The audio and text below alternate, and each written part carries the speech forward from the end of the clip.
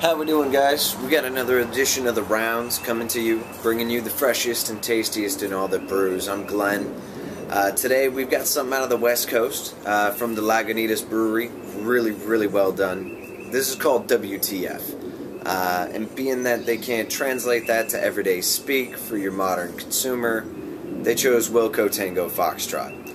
Now, if you're not smart enough to figure out what that means, feel free, post a comment.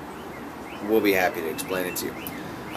Normally, what I love about brown ales is pretty short in a list. I think a prime example is actually Moose Drool from the Big Sky Brewery out of Missoula, Montana. Those guys do a fantastic job, and if you talk to a true blood Northwesterner and you mention Moose Drool, you are almost certainly going to get something back very positive. It's not an over-the-top brown.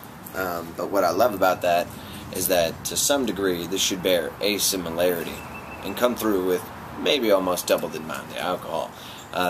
Lagunitas WTF comes in at 7.8% by volume, 64 IBUs, so definitely a presentable hop profile there.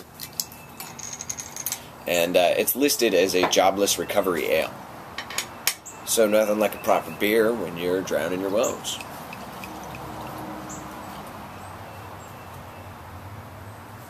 Now, out of a brown ale, typically you can expect more toasty, biscuity kind of malts.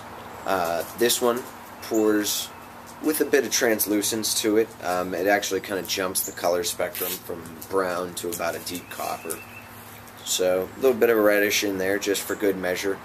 And personally, I love when something comes out of deep red. So the malt's there, always a good sign.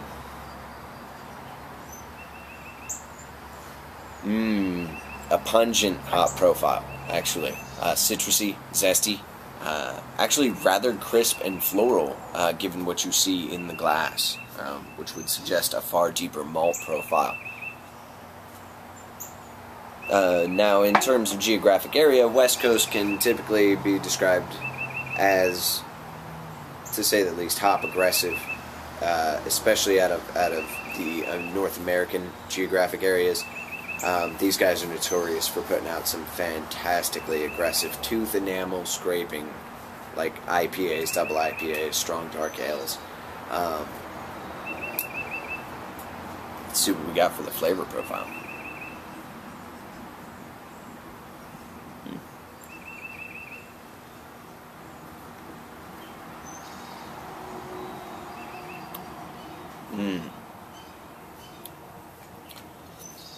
The deeper malts in this one are really bringing together a residual sugar kind of effect to the table.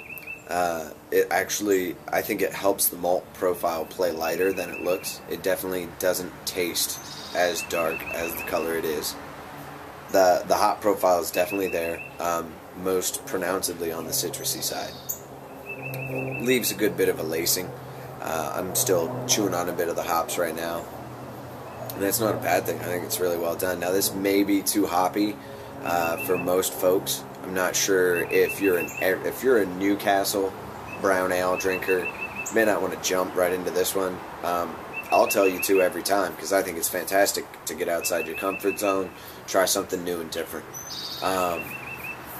It's really well done. It actually, another beer along dissimilar lines, depending on what your argument would be, is Brown Sugar. Comes out of the same brewery, and that stuff is fantastic. That's like almost 10%, just hoppy, resiny as all get out.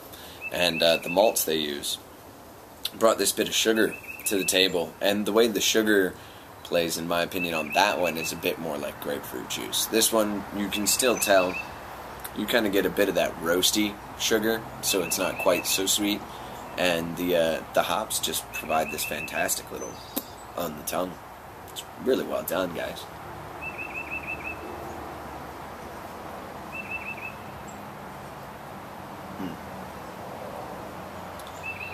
I think if you were planning on taking steps towards hop aggressive beer, this would definitely be a fantastic way to go.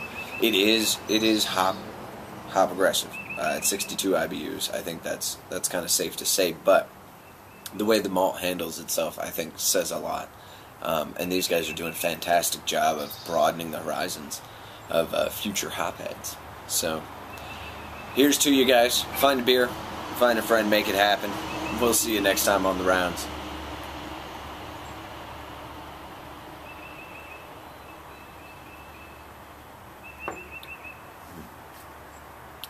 Not bad at all.